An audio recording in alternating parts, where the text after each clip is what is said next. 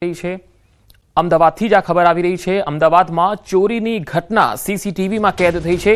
આ ઘટના સાઉથ બોપલની છે। સાઉથ બોપલમાં કારમાંથી ચોરીની ઘટના બની।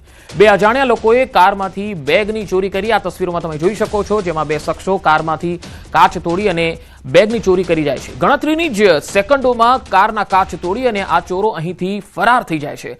કારમાં રહેલી બેગમાં 2 લાખ રૂપિયા હોવાની ફરિયાદ થઈ છે। પોલીસે હાલ સીસીટીવીના આધારે તપાસ હાથ ધરી છે। વધુ માહિતી મેળવીએ સંવાદદાતા ઋત્વિજ સોની જોડાયા છે। ઋત્વિજ, સાઉથ બોપલની આ ચોરી મામલામાં હાલ શું વધુ અપડેટ? પંકજ, જે બનાવ છે તે સાઉથ બોપલનો હોવાનું હાલમાં પ્રાથમિક વિગતોમાં જાણવા મળી રહ્યું છે।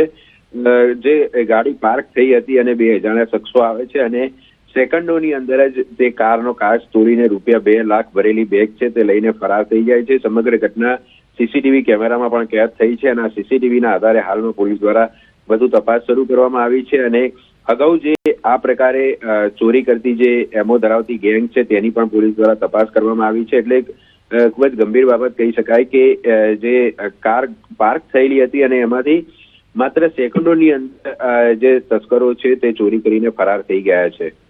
જી ઋત્વિજ, આભાર માહિતી આપવા માટે। ઊંઝામાં 3.25 કરોડથી વધુ રૂપિયાના જીરાની ચોરીના કેસમાં 5 આરોપીઓને ઝડપી લેવાયા। જોકે આમાં ચોંકાવનારી વાત એ છે કે ચોરોને જેલમાં ધકેલવા દલીલ કરનારો વકીલ જ ચોર નીકળ્યો છે। 3.25 કરોડના જીરાની ચોરી મુદ્દે ખુલાસો, 5 આરોપીની ધરપકડ, 2 અંડરગ્રાઉન્ડ। ચોરી કરનાર એક આરોપી નીકળ્યો વકીલ। ચોરોને જેલમાં ધકેલવા માટે ધારદાર દલીલ કરનાર વકીલ જ ચોર બની ગયો। વાત છે ઊંઝાની। જીરાના હબ ગણાતા ઊંઝામાં જાજરમાન જીરાની ચોરી થતા ખળભળાટ મચી ગયો છે। ઊંઝામાં વેપારીઓના ગોડાઉનમાંથી કરોડો રૂપિયાના જીરાની ચોરી થઈ। ઊંઝાના ઉનાવા પાસે આવેલી ડિસન્ટ હોટલની પાછળ ખોડિયાર એસ્ટેટ પાસેના ગોડાઉનમાં તસ્કરોએ હાથફેરો કર્યો। 2 ડિસેમ્બર 2025 થી 2 જાન્યુઆરી 2026ના સમયગાળા દરમિયાન તસ્કરોએ આ ગોડાઉનને નિશાન બનાવ્યું અને હજારોની સંખ્યામાં બોરીઓ ગાયબ કરી દીધી। ગોડાઉનના માલિકે અહીં એક ચોકીદાર પણ રાખ્યો હતો। જોકે ચોકીદાર ગોડાઉનમાં તાળા લગાવેલા જોઈ ફરજ પર હાજર રહેતો ન હતો, જે મોકો જોઈ આરોપીઓએ ચોરીનો પ્લાન બનાવ્યો હતો। હવે ગુનાની હકીકતમાં જોતા એમાં 2 ગોડાઉનમાંથી કુલ રૂપિયા 3 કરોડ 2,28,000 જેટલી રકમનો જીરા ચોરીનો એક ગુનો નોંધાયેલો હતો। આ ગોડાઉન ઉપર એમણે એક ચોકીદાર રાખેલો હતો। એ ચોકીદાર જે ગોડાઉન છે એને સાર સંભાળ રાખતો હતો અને ત્યાં આગળ જીરું ચોરી ન થાય અથવા શટર ન તૂટે કે બીજો કોઈ બનાવ ન બને એના માટે એ આવતો જતો હતો। પરંતુ કેટલાક દિવસથી આ જે ચોકીદાર છે એ ચોકીદાર ત્યાં ફક્ત ગોડાઉનનું લોક બંધ છે એ બંધ હાલતમાં જોઈ અને પોતાની ફરજ ઉપર આવતો નહોતો। આરોપીઓએ કુલ 3 કરોડ 2,28,000 રૂપિયાના જીરાની ચોરી કરી હતી। જોકે તપાસમાં પોલીસે આરોપીને ઝડપી લીધા છે। આ મામલે પોલીસે 5 આરોપીઓની ધરપકડ કરી છે અને જ્યારે આરોપીઓના નામ અને પ્રોફાઇલ સામે આવી ત્યારે સૌ દંગ રહી ગયા, કારણ કે આમાં એક વકીલ પણ સંડોવાયેલો હતો। બાબતની લોકલ ક્રાઇમ બ્રાન્ચના કર્મચારીઓને જ્યારે જાણ થાય છે ત્યારે આખી આ ગુનો કરવામાં બીજા કોણ ઈસમો સંડોવાયેલા છે એ દિશામાં એમણે તપાસ આદરેલી અને સતત એમની પાછળ વોચ રાખેલી। એ વોચ દરમિયાન એમને એવું જાણવા મળેલું કે આમાં એક મેમણ મોહમ્મદ ઇકરામ નઈમભાઈ જે ડીસાનો રહેવાસી છે અને એ પોતે વ્યવસાય વકીલ છે અને પાટણ કોર્ટમાં એ વકીલાતની પ્રેક્ટિસ કરતો હોવાનું જાણવા મળેલું। પોલીસે હાલ કુલ 58 લાખથી વધુનો મુદ્દામાલ રિકવર કર્યો છે અને અન્ય 2 વોન્ટેડને ઝડપવા ચક્રો ગતિમાન કર્યા છે। આ ટોળકીએ ચોરી કરેલું કરોડોનું જીરું ડીસા અને ઊંઝા ગંજ બજારમાં વેચી માર્યું હતું। સુરતમાં કીમ નજીક મુળદ ગામ પાસે અકસ્માત થયો છે। બાઇક ચાલકને બચાવવા જતા કાર ડિવાઈડર પર ચડી અકસ્માતનો આ બનાવ બન્યો, જેમાં સીસીટીવીમાં આખો બનાવ કેદ થયો છે। કીમ નજીક મુળદ ગામ પાસેનો આ બનાવ છે।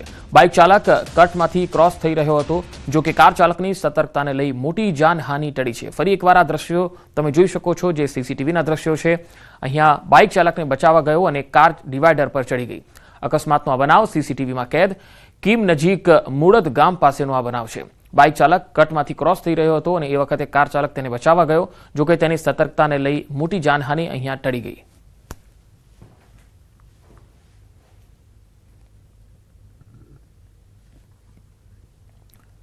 ભાવનગરમાં બની ચોંકાવનારી ઘટના, ટ્રેનમાંથી પડી રહેલી યુવતીનો જીવ બચાવ્યો. ચાલુ ટ્રેનમાંથી પડતી યુવતીને બચાવી. સમગ્ર ઘટના સીસીટીવીમાં પણ કેદ થઈ છે. આ તસવીરો જુઓ. ભાવનગર મંડળના સિહોર જંકશન સ્ટેશન પર આ બનાવ બન્યો. પોઇન્ટ્સમેને ચાલતી ટ્રેનમાંથી પડી રહેલી યુવતીનો જીવ બચાવ્યો. બોટાદ ભાવનગર દૈનિક પેસેન્જર ટ્રેન પરથી ઉતરતી વખતે સંતુલન ગુમાવી અને પડી ગયેલી એક યુવતીનો જીવ સ્ટેશન પર તૈનાત સતર્ક પોઇન્ટ્સમેને પોતાની ઝડપી કાર્યવાહીથી બચાવ્યો. આ તસવીરોમાં જોઈ શકો છો. ઘણી વખત મુસાફરો ચાલુ ટ્રેનમાં ઉતરવાનો પ્રયત્ન કરતા હોય છે અને આવા બનાવો બનતા હોય છે. એટલે હંમેશા ધ્યાન રાખવું કે જ્યાં સુધી પ્લેટફોર્મ પર ટ્રેન ઊભી ન રહે ત્યાં સુધી એ પહેલા ઉતાવળમાં ક્યારે નીચે ઉતરવાનો કે ચઢવાનો પ્રયત્ન ક્યારે ન કરવો, નહીં તો જીવને જોખમ થઈ શકે છે. ઉત્તર પ્રદેશના બિજનોર જિલ્લામાંથી અકસ્માતનો એક બનાવ સામે આવ્યો છે. બિજનોરમાં એક ભયાનક અકસ્માત સીસીટીવીમાં કેદ થયો. આ તસવીરોમાં તમે જોઈ શકો છો. હળદોરા પોલીસ સ્ટેશન વિસ્તાર છે જ્યાં આ બનાવ બન્યો છે.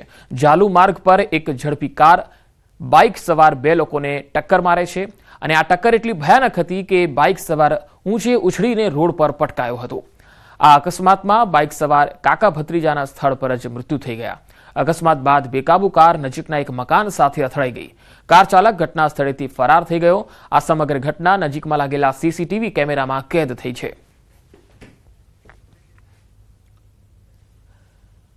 રસ્તા પર રફતારના રાક્ષસો હજુ પણ બેફામ છે. રસ્તા પર ક્યાંક ટેન્કરે તો ક્યાંક ડમ્ફરે અને ક્યાંક કારે કહેર વરસાવ્યો.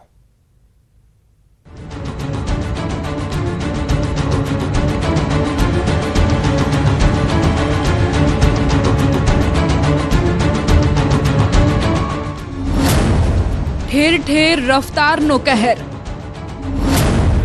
ક્યાંક કાર બની કાળ તો ક્યાંક કન્ટેનર બન્યું યમનું દૂત.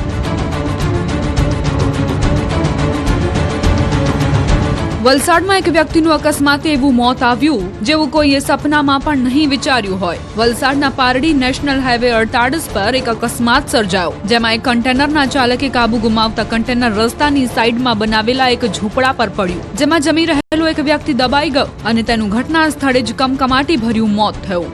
સમગ્ર ઘટનાના સીસીટીવી ફૂટેજ પણ સામે આવ્યા છે.